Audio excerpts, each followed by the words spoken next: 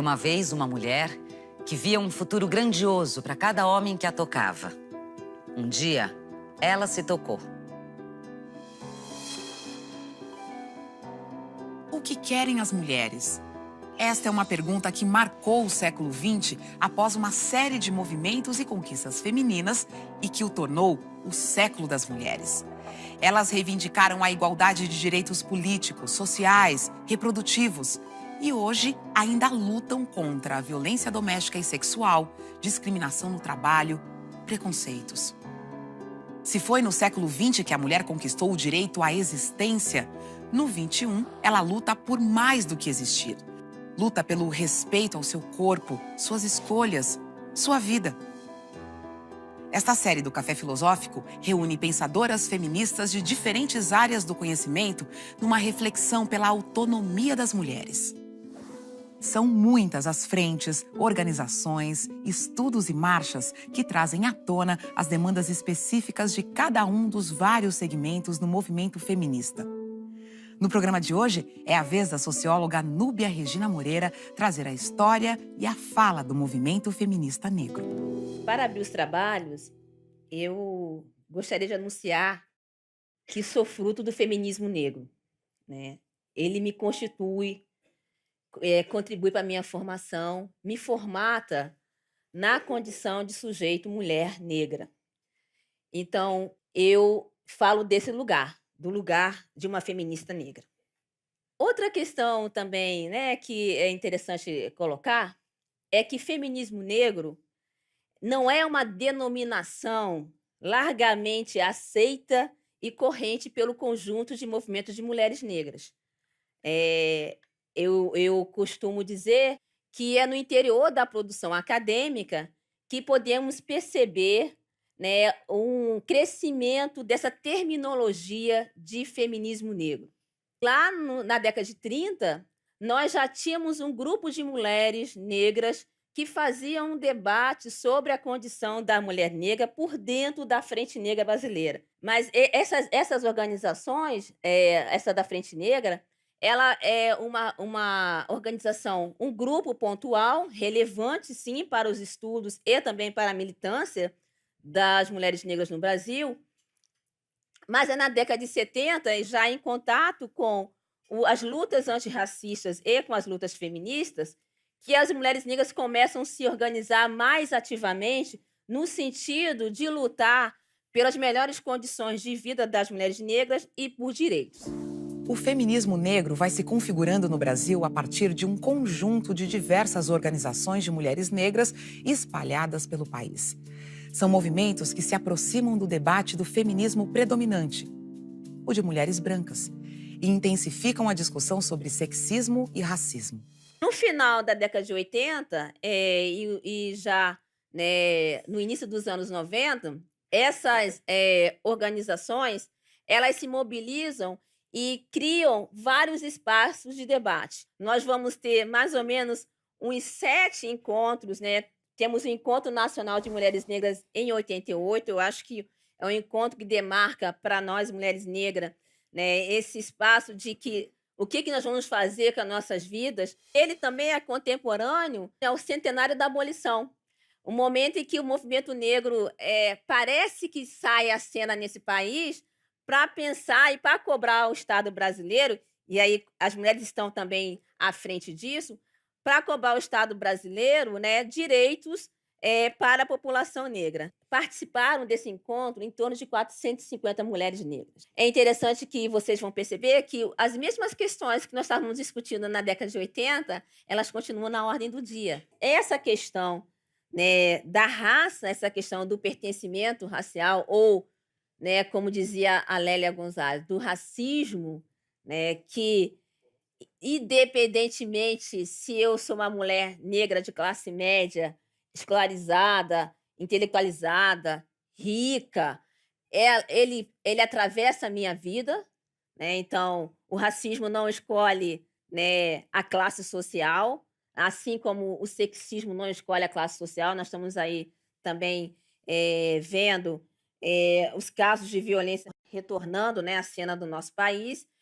Mas essa era uma tônica muito importante para pontuar a nossa diferença em relação à identidade feminina pontuada pelo feminismo, né. Então, isso foi tão importante nesse início de debate com o feminismo, que em 97, né, o 10º Encontro Nacional Feminista ficou sob a responsabilidade das mulheres negras, da Organização das Mulheres Negras, que é um momento, né, cujo tema do feminismo desse 10º encontro era gênero, diversidade no país da exclusão, né. É o primeiro momento, pelo menos é o que eu tenho de registro na literatura sobre o tema, em que o movimento feminismo vai se debruçar para conversar sobre a questão racial.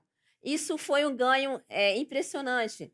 É a partir dos anos 2000 que nós começamos a formular a organização do processo da Marcha das Mulheres Negras, que aconteceu no ano passado. Qual era o tema da Marcha das Mulheres Negras, né?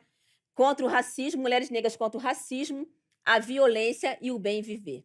Esse bem viver, eu sempre faço uma relação com aquele ponto que está lá no início nos anos 80, no primeiro Encontro Nacional de Mulheres Negras de 88, que era lutar por outras formas de desenvolvimento social. Então, é um bem viver também que passa também por pensar uma outra forma de viver nesse sistema tão opressor que é o sistema sobre o qual nós estamos vivendo. Então, desse movimento, dessas organizações da década de 70 até os anos 2000, o que ressalta, na verdade, é a conjugação, né, a comunhão dessas propostas em torno de uma plataforma de ação política para as mulheres negras, trazendo a identidade feminina negra.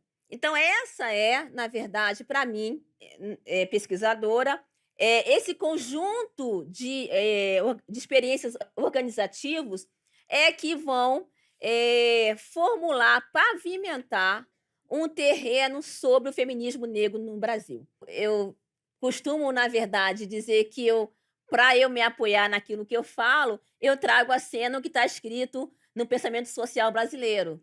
Então, a hierarquia de mulheres que Gilberto Freire diz lá no seu livro, né, branca para casar, mulata para fornicar e preta para trabalhar, ela é representativa da forma como nós, mulheres e mulheres negras, somos representadas nesse imaginário social brasileiro.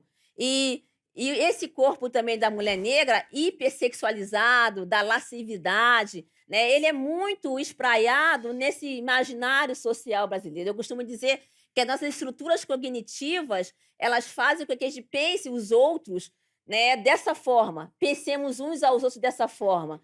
Costumo dizer, o meu título acadêmico, a minha posição social hoje, não é carregado nesse corpo negro, porque quando eu vou ao comércio, eu sou um corpo negro de uma mulher negra. Eu não levo meu título de doutora em sociologia para o comércio. Eu não levo quando eu entro num shopping, né? Eu levo esse corpo negro. Então, é desse lugar também que é importante a gente fazer essa reflexão, porque se há um avanço em relação ao acesso das mulheres negras em alguns espaços, também nós estamos lutando ainda contra uma estrutura cognitiva ainda arraigada que pensa as mulheres e as mulheres negras de forma hierarquizadas e que nós ocupamos lugares diferentes na sociedade.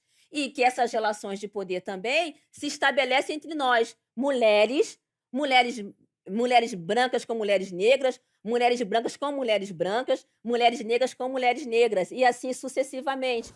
Mas que nega linda! E de olho verde ainda. Olho de veneno e açúcar. Vem, nega. Vem ser minha desculpa. Vem que aqui dentro ainda te cabe. Vem ser meu álibi, minha bela conduta. Vem, nega exportação. Vem, meu pão de açúcar. Monto casa pra você, mas ninguém pode saber. Entendeu, meu dendê? Vem, nega, sem eu ter que fazer nada. Vê, sem ter que me mexer. Em mim, tu esquece essas tarefas, favelas, senzalas, nada mais vai doer. Olha aqui, meu senhor. Eu me lembro da senzala e tu te lembras da casa grande. E vamos juntos escrever, sinceramente, outra história. Digo, repito e não minto. Vamos passar essa verdade a limpo, porque não é dançando samba que eu te redimo ou te acredito. Vê se te afasta. Não invista. Não insista. meu nojo, meu engodo cultural, minha lavagem de lata. Porque deixar de ser racista, meu amor, não é comer uma mulata.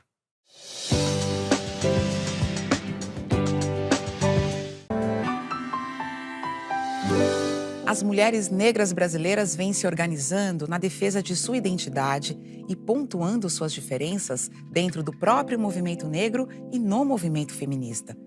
O desafio, presente ainda hoje, é conseguir ressignificar uma identidade feminina, que no imaginário social brasileiro permanece representada apenas pela ideia de um corpo. Quais as influências e as circunstâncias que despertaram nas mulheres negras o desejo e a coragem de se organizarem para conquistar um novo lugar na sociedade? Várias narrativas vocês podem encontrar, né, nas pesquisas sobre a origem do feminismo negro ou, né, de que forma se constitui, né, o feminismo negro. Então, a primeira narrativa é que o feminismo negro ele nasce pela falta de espaço político das mulheres negras no interior do movimento feminista. Essa seria a primeira narrativa e é uma narrativa que comparece muito fortemente, né, na militância, aparece também fortemente, né, nas pesquisas acadêmicas. Aparece fortemente por quê? Porque nós também estamos recebendo influência das feministas não brancas, estadunidenses, canadenses e inglesas, que já estão lá nos anos 70 e 80 questionando uma pretensa experiência comum de mulher, questionando as mulheres brancas, né? Então, que hoje eu estou chamando de feminismo hegemônico. Então, os feminismos contra-hegemônicos são esses que vão questionar essa experiência comum de mulher. Então, é muito também influenciado, e uma feminista que é muito presente, né? Falo que é quase figura brasileira, a Angela Davis, né? Que já vem ao Brasil com mais constância, né? Ela já vem no caso do movimento negro, né? E já faz essa discussão, já pensando um pouquinho, né? Essa especificidade da mulher negra. E aí é importante, mulher negra, né? De classe popular. O outro discurso, que é um discurso mais dominante, ele é contemporâneo, por exemplo, a marcha de comemoração ao centenário da abolição, que é uma narrativa que diz que essas organizações elas vão emergir a partir desse centenário da abolição, lá em 88. Uma terceira narrativa, ela diz que as formas efetivas de organização das mulheres negras, elas remetem ao período da escravidão. E aí é um ponto de pesquisa dessa habilidade que nós, mulheres negras, vamos desenvolvendo ao longo da nossa trajetória social, de agregar em torno de nós as nossas comunidades ou os nossos pares, os nossos, né, os nossos filhos, os nossos tios, né? É uma habilidade, claro, se a gente tem que fazer uma leitura histórica, por que isso acontecia durante o período da escravidão, no pós-abolição, no período de emancipação, e o que acontece hoje? Porque hoje os homens negros, né, estão morrendo muito cedo. Está aí a violência policial que abate, né, rapidamente os jovens negros, e eles não conseguem constituir família, né? Então, nós mulheres continuamos um pouco que esse papel, claro, diferenciado, né? Hoje algumas de nós já têm até uma melhor condição financeira para fazer isso, mas esse sentido de agregar em torno de si, né, os nossos. Remete também àquela ideia que Bell Hooks vai falar, que nós, mulheres negras, nós fomos criadas para servir aos outros, né? Então, essa ideia da doação, do cuidado do outro, né? E às vezes esquecemos um pouco do cuidado de nós mesmas. A outra narrativa é da relação do movimento de mulheres negras com mulheres africanas e mulheres da diáspora negra. Então, eu citei um pouquinho, né, a questão do contato da Angela Davis, né? Então, com as latino-americanas também, com as mulheres afro-latino-americanas. O outro que eu acho importante pontuar, né, é a falta de espaço ou espaço secundarizado que as mulheres negras ocupam nas entidades dos movimentos negros. Elas estavam no interior das organizações dos movimentos negros, mas ocupavam lugares secundarizados. Eu costumo defender a ideia de uma narrativa de que o movimento feminista negro ele é fruto da intersecção entre o movimento os movimentos negros e o movimento feminista. É a partir dessa intersecção que o feminismo ele é construído como espaço, o feminismo negro, ele é construído como espaço de tensão acerca das especificidades das mulheres negras provenientes das demandas étnico-raciais. Hoje, é impossível uma entidade do movimento negro, né, desconsiderar esse papel, né, essa questão do gênero e, no caso do feminismo, a questão da raça. Então, nós possibilitamos, através das nossas lutas, a generificação da raça e racialização do gênero, porque nós temos experiências diferenciadas no fluxo da vida. As teorias da interseccionalidade, elas possibilitam entender o modo pelo qual a raça, o gênero e a classe, para citar algumas variáveis, né,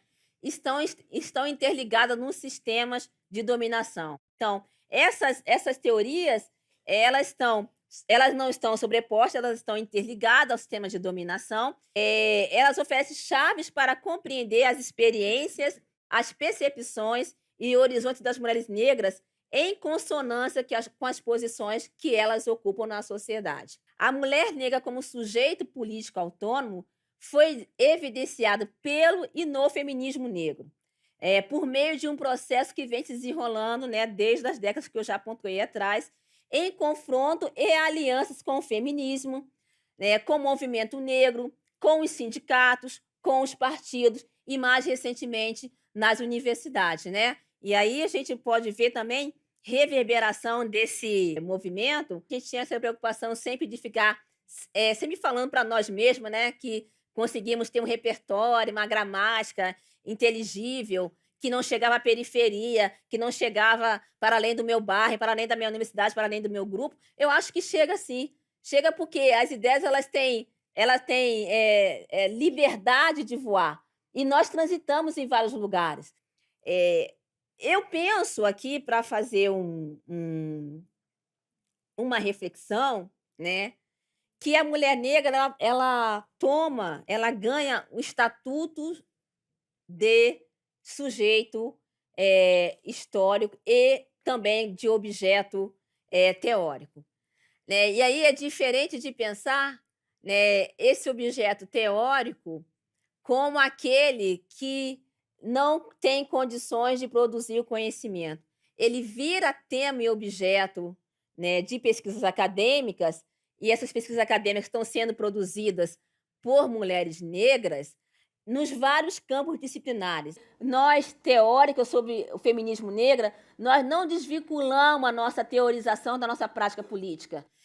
Do meu ponto de vista, é uma herança do feminismo isso, né? O do movimento social. Essa prática teórica, essa prática acadêmica, ela está sendo acompanhada também por uma prática política. Então, as nossas reflexões, né, as produções sobre as mulheres negras na contemporaneidade, representam a produção de autoras que anunciam e enunciam o lugar da fala, né? Fala a partir da sua posição de mulher negra. Lugar esse que critica uma representação da mulher negra como corpo sem mente. Ou seja, esse corpo, ele pensa o corpo-trabalho, como eu citei anteriormente em relação ao Gilberto Freire, né? E aí tem também outros teóricos, mas o Gilberto Freire é o mais emblemático, né? E aí a Bell Hooks também tem sido uma boa companheira de leitura.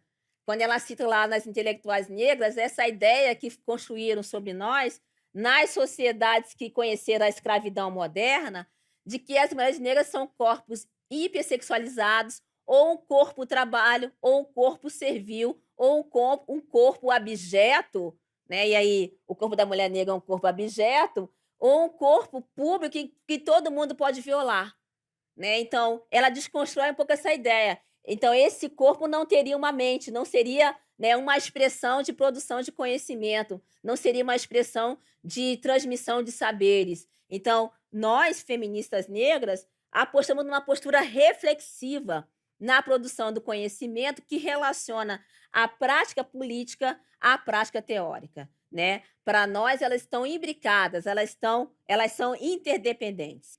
Na ordem do dia, as jovens, né, que já se auto-intitulam feministas negras estão pautando a questão do empoderamento estético, né, político estético, desculpe, que também tem como crítica a representação de uma estética padronizada da mulher negra, ou uma estética, né, que está sempre olhando para uma estética que não é a estética que conforma dentro do seu corpo. Né? Então, essas meninas estão fazendo essa discussão, essas mulheres jovens estão pontuando a questão, né, da homoafetividade, a questão dessa violência em direção às mulheres que tem maior impacto nas mulheres negras, e se elas são lésbicas, transexuais, a situação ela é mais gritante. A questão também da escrita feminina negra, isso é uma questão também muito interessante nos dias atuais, né? Aí nós temos aí a Conceição Evaristo, temos aí, né, uma possibilidade de pensar a Carolina Maria de Jesus como uma escrita feminina negra, né, uma mulher analfabeta. Eu vi outro dia dentro do Facebook que juntou a fome com a vontade de escrever. Ou seja, ela não juntou a fome com a vontade de comer, ela juntou a fome com a vontade de escrever. Ou seja, o que é isso, né? Uma pessoa que passa fome, está em situação de precariedade social e tem vontade e desejo de escrever. E isso não é literatura. Eu deixei o leito às 3 da manhã, porque quando a gente perde o sono, começa a pensar nas misérias que nos rodeiam. Deixei o leito para escrever. Enquanto escrevo, vou pensando que resido num castelo cor de ouro, que reluz na luz do sol. Que as janelas são de prata e as luzes de brilhante. Que a minha vista circula no jardim e eu contemplo as flores de todas as qualidades. É preciso criar este ambiente de fantasia para esquecer que estou numa favela. Então, essa questão da autoria da escrita feminina negra é uma discussão, né, de hoje, mas que um dia eu estava em contato com a Conceição Evaristo, eu falei, poxa, eu conheci você a partir do Fórum de Mulheres Negras lá do Rio de Janeiro, e hoje eu estou sentada ao seu lado. Ou seja, a Conceição para a gente era a única escritora negra que a gente conhecia naquele momento, né, de carne e osso, né? Depois a gente vai conhecendo outras mais próximas, né? E você demora a amadurecer, a sociedade demora a amadurecer esses espaços de possibilidade e protagonização das mulheres negras, das mulheres de modo geral. E quando eu falo isso, eu não estou desconsiderando também as dificuldades que as mulheres brancas têm para estar nesses lugares mais representativos.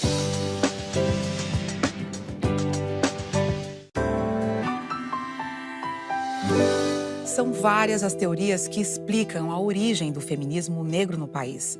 Algumas delas remontam ao período da escravidão.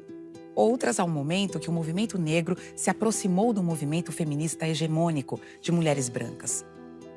Seja de um passado distante ou recente, nós, mulheres negras, buscamos espaço para refletir e debater nossas experiências, percepções e horizontes em sintonia com as posições que desejamos ocupar na sociedade. E dentro do feminismo negro, as mulheres se descobrem com suas singularidades e despontam também com suas diferenças. Se foi possível uma história, uma pequena história, né, que, imagine, década de 70 para cá não é nada em relação ao feminismo hegemônico, né? Mas é a nossa história. Como é que a gente pensa hoje? Compartilhar junto às feministas hegemônicas um lugar em que tanto as demandas delas quanto as demandas das mulheres negras, das mulheres indígenas, das mulheres rurais, das mulheres homoafetivas, né, caibam nesse feminismo, para que a gente possa ter força para lutar por os espaços de ampliação da democracia. Ou seja, como pensar essa possibilidade? É que eu trago um pouquinho para reflexão. Por quê? Nós também, mulheres negras, ao longo do nosso percurso, né, de aglutinação política, de organização política, nós percebemos também que nós não éramos uma identidade feminina homogeneizada, uma identidade feminina negra homogeneizada, que entre nós residiam diferenças que demarcavam um lugar diferenciado nas relações sociais. Ou seja, eu não sou só um sujeito o tempo todo dominado, eu também, em algumas relações, sou um sujeito que domina. Né? Então, isso, né, o primeiro impacto, talvez, que a gente teve no interior do movimento feminista negro foi a ideia da institucionalização das organizações feministas das mulheres negras. Por quê? essa institucionalização criou um afastamento com essas demandas que eram muito mais livres, muito mais autônomas e que não conversavam necessariamente com as demandas, com a pauta das agências financeiras, não conversava necessariamente com as demandas do Estado brasileiro, mas isso já apontou um afastamento e uma experiência de olharmos umas para as outras e perceber que nós não éramos também tão iguais assim. Ou seja, essa identidade homogênea da mulher negra, ela foi importante para pontuar o nosso lugar político no interior dos movimentos sociais. Então, nós somos sujeito político e podemos falar por nós mesmas, mas entendemos também que nós não somos iguais. Por exemplo, eu não sou igual a mulher que está lá no sertão baiano cortando sisal. Né? Eu não sou igual a uma mulher, né, a condessa francesa, por exemplo, né, que é negra. Eu não sou igual, por exemplo, né, a Maria Júlia Coutinho. Ela acessa outros espaços que eu não acesso. Então, essas demandas também traz uma contribuição, cria entre nós uma outra experiência de pensar como podemos conversar com essas múltiplas subjetividades, né, com essas múltiplas posições do sujeito, e que essas múltiplas posições de sujeito não sejam capazes de abafar e de apagar a nossa luta política. Então, nesse sentido, eu acho que a contribuição do feminismo negro para o campo feminista é pensar esse espaço de ampliação mais democrático possível e que nas demandas do debate feminista, do campo feminista, estejam presentes as demandas que abarcam a singularidade das mulheres negras existentes nesse país.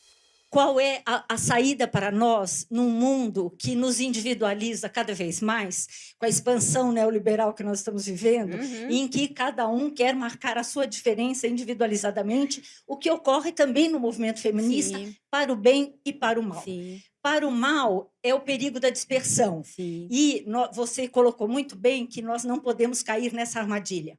Qual é a possibilidade dessas políticas de aliança, não só no interior da comunidade negra, mas com os feminismos brancos, indígenas?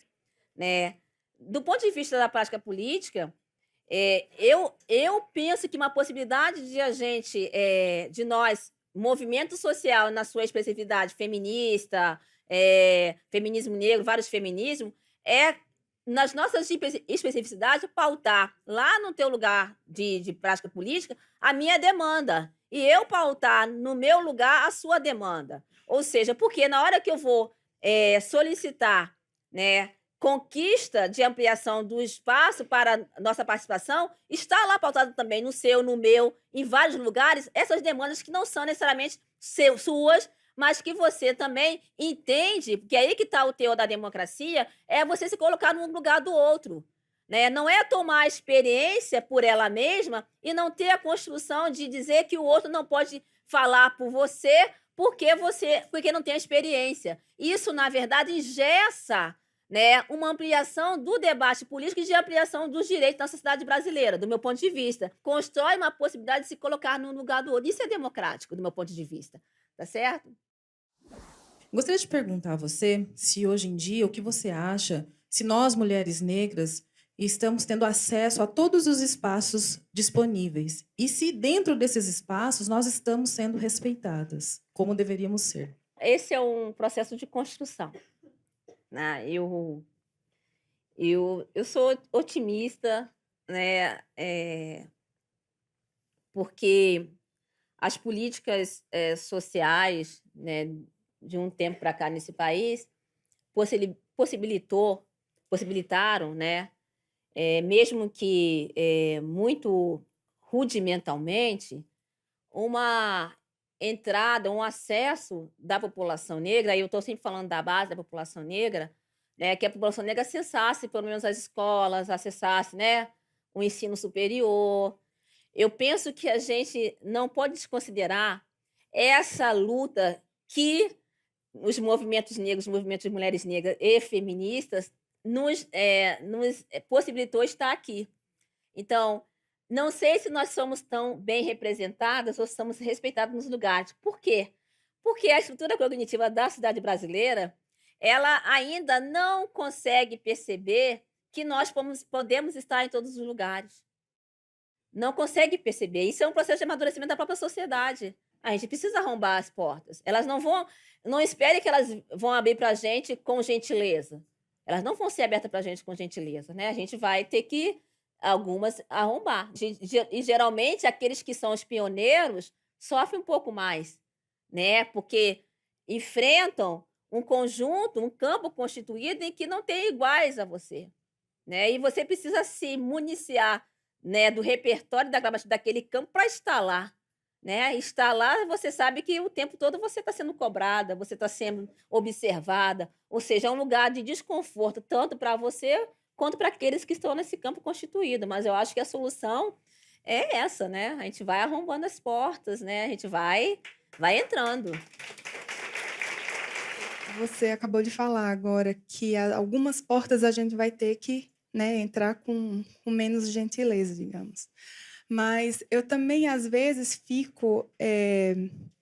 fico achando e me perguntando se também existe possibilidade de a gente falar que é feminista, mas também falar que é feminista de uma forma mais comunicativa, sabe? Porque, às vezes, algumas pessoas que não estão nessa luta, e alguns homens que têm a cabeça um pouco mais fechadas, eles acham que todas as feministas são muito radicais. Se a gente tem os homens, né, em posições de liderança, como na política, em muitas empresas nas áreas tecnológicas, se a gente não pode tentar aliar essas pessoas para a gente poder crescer.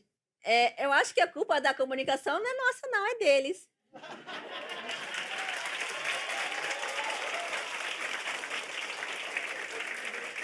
Né? Nós temos que ser mais audíveis para eles. Eles precisam aprender a escutar e precisam mudar essas estruturas cognitivas sobre nós. Então, assim, eu acho que é uma ingenuidade a gente pensar que eles vão, né, ceder o lugar, o espaço do poder para nós. E aí é uma porta, essa é a porta mais difícil de ser arrombada, né? Porque é a porta da estrutura cognitiva. Ou seja, você entender que a mulher é um ser humano, é um ser político, né, que pode estar nesse lugar. Isso é um arrombamento civilizacional, se pudesse dizer assim, né? E a luta é diária. Então, assim, o que eu posso dizer para você, nem espere isso deles. Espere de alguns, mas não de todos, né? E para aquelas que te dizem que o feminismo faz um desserviço, você tem que dizer para elas que ela está nesse lugar porque esse feminismo existe também. Ou seja, onde nós estaríamos se não fosse o feminismo? Eu fico pensando, se não fossem os movimentos sociais, se não fossem as lutas emancipatórias, estaria onde?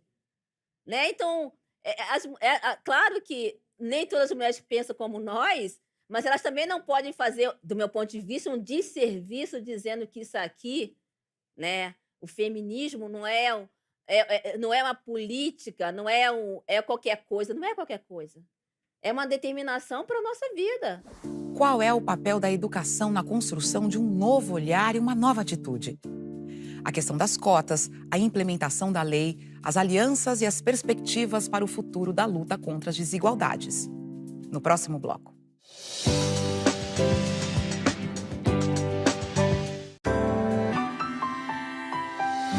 Quando é que eu vou parar de falar que o feminismo e as questões negras precisam ser aprendidas agora, sendo que a 10.639 não é obedecida?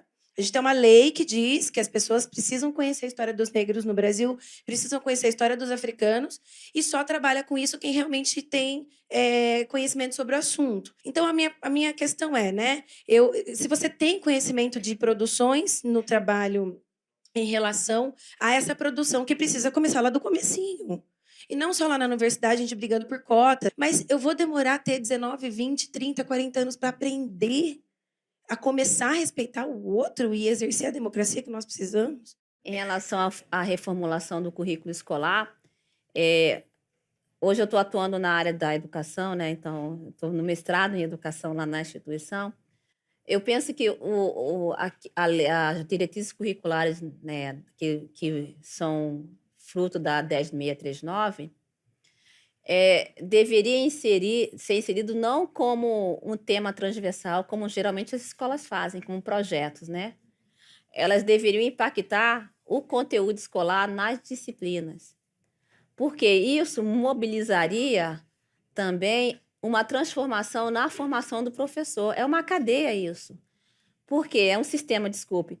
Porque a formação de professor, nos cursos de licenciatura nesse país, eles, lá nas universidades, eles já esquecem, né, de pontuar a questão das escolarizações dos segmentos subalternizados nesse país.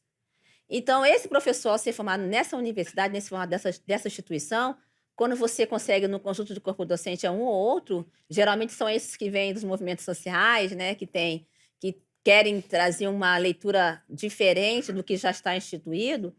Então, esse um ou outro que consegue colocar isso, e você forma esse professor para lidar com uma realidade que é a realidade da população negra. Não dá para pensar o currículo, né, de uma forma em que esses temas entrem como temas transversais e sujeitos ao desejo do professor, né, da questão do professor em colocar essas questões. Aí, mas é uma questão que está na ordem do dia, que é da ideologia da escola sem partido. Está aí, né?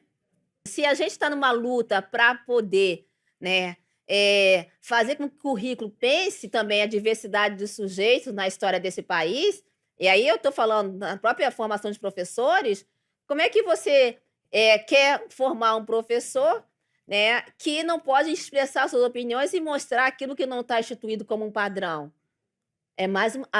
Essa luta vai ter que estar ali, paralela a essa luta de desmonte desse projeto de lei que está aí, que vai impactar, né, diretamente as licenciaturas e as escolas. Eu aprendi ao longo da vida, né, em família, de uma forma muito simplória com os meus avós, que você precisava estudar, estudar, estudar, estudar, e que esse era o único caminho. E uma das coisas que você disse, que eu até escrevi, foi que você é um corpo negro, mas você é um corpo negro que carrega um título de doutorado. Você é a doutora Núbia. A minha pergunta é o sentido de que, no caso dessa superação da condição, né, de discriminação racial, não é apenas o estudar. Eu queria ouvir você sobre esse papel da educação, mas eu entendo que não é só a educação, também é esse enfrentamento social de frente. Quando eu disse que eu sou um corpo negro e carrego um título de doutora, estou dizendo que meu título de doutora não vai aqui na minha testa quando eu vou ao comércio. Então, eu estou reduzida nas estruturas cognitivas brasileiras a um corpo negro, mulher negra. Né? Então, eu tenho um pouco dessa consciência, né, de que eu sou, daquilo que eu represento nessa sociedade e não ando muito afastada disso, não. Né? Porque eu sei que o racismo ele se manifesta, né, não sobre aquilo que a educação me deu, me possibilitou. As pesquisas têm demonstrado também que, independente se nós somos escolarizados, nós negros e negras, intelectuais ou não, o racismo ele é brutal também contra a gente. Né? Ele desconsidera a sua posição social. Né? Por quê? É uma ideologia muito cristalizada nessa estrutura cognitiva da sociedade brasileira. Né? A gente precisa aprender a conviver, né, com a possibilidade dos negros e negras estar em alguns lugares que o livro didático ainda persiste em nos colocar, né, as teorias, ou seja, são lutas muito pontuais dentro das instituições universitárias e também de pesquisa, onde a gente toma essa tarefa de contar uma outra história, né, de trazer outras fontes, mas que não é o que está oficializado necessariamente, não é o que está corriqueiro na instituição. Né? Então, é uma luta ainda pontual daqueles que acreditam na possibilidade de ampliação dos espaços. Que diferenças você vê e como você enxerga a questão das cotas? Eu acho que as cotas é uma possibilidade, sim, de acesso da população negra às universidades. Né? Não acho que a universidade tem que ser o único horizonte da população negra, né, em fim de escolarização. Porque não pode ser outros espaços? Outros espaços também formam. Mas também a universidade não pode ser um espaço em que não haja possibilidade de inserção dessa população. E aí, é um contrassenso, porque nós estamos na escola pública, hoje a escola pública perdeu um pouco o seu valor formativo, né? Percebe que hoje, onde nós estamos em maior número, são os lugares que têm menos qualidade, né, de valoração simbólica. Então, nós, ao almejarmos entrar na universidade, a gente precisa, né, estar nos mesmos parâmetros, passar pelos mesmos crivos de outra população, e isso, né, impacta diretamente, o impacto diretamente um desnível do conteúdo, e eu estou falando do conteúdo escolar, né, e aí volto para o sistema escolar, do conteúdo escolar, que na escola pública, né, os professores na sua precarização do trabalho, porque é preciso também chamar atenção para isso, os professores da escola pública estão precarizados, né, ganham péssimos salários, não conseguem preparar suas aulas, não tem espaço, trabalham 40, 50, 60 horas para poder sobreviver. Isso é uma realidade da escola básica.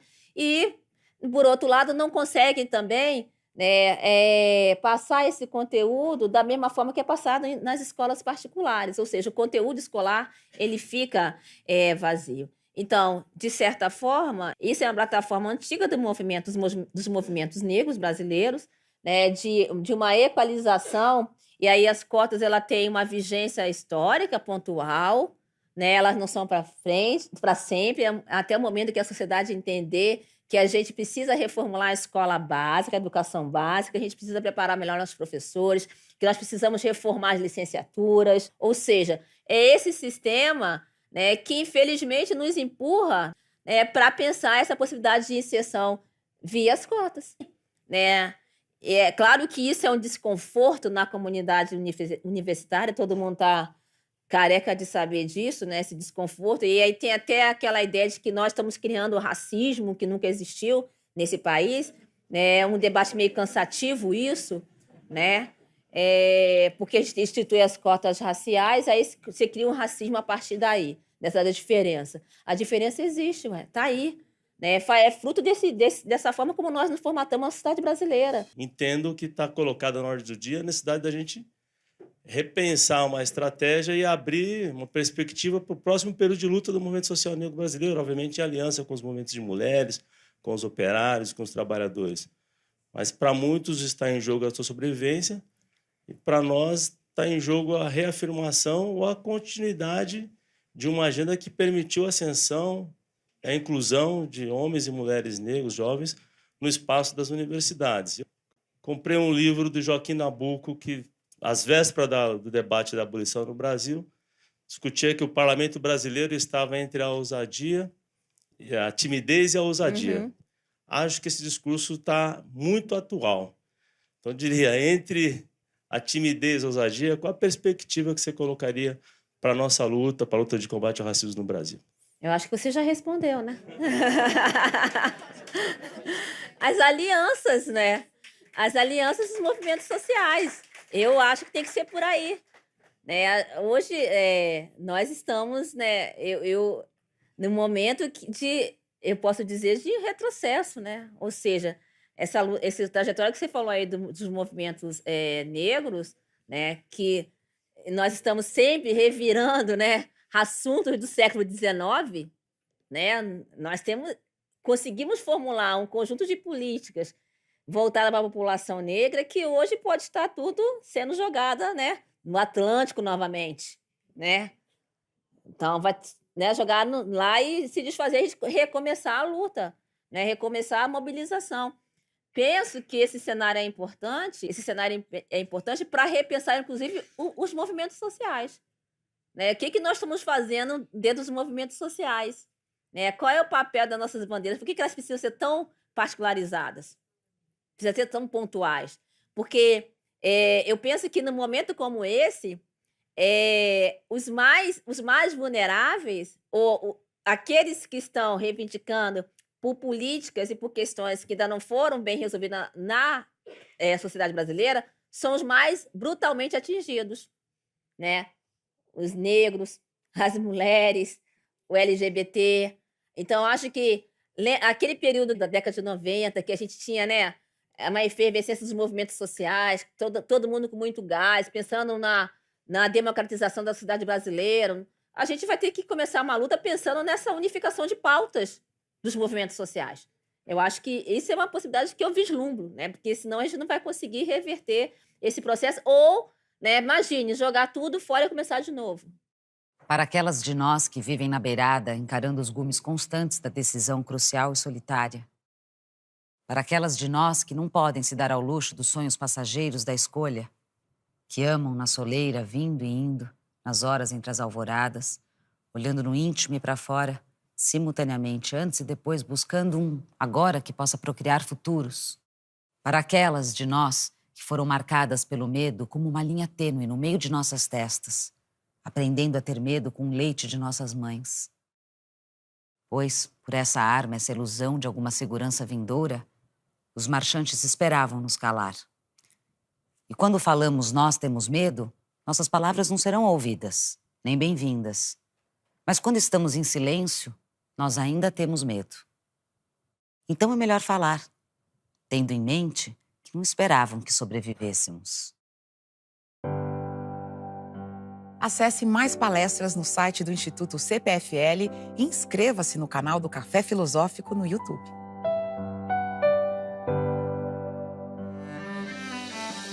Como que o feminismo, né, o feminismo impacta as relações das mulheres negras com os homens negros? Nós todas que somos mães, nós que temos filhos negros, a gente está sempre, né, com o coração na mão.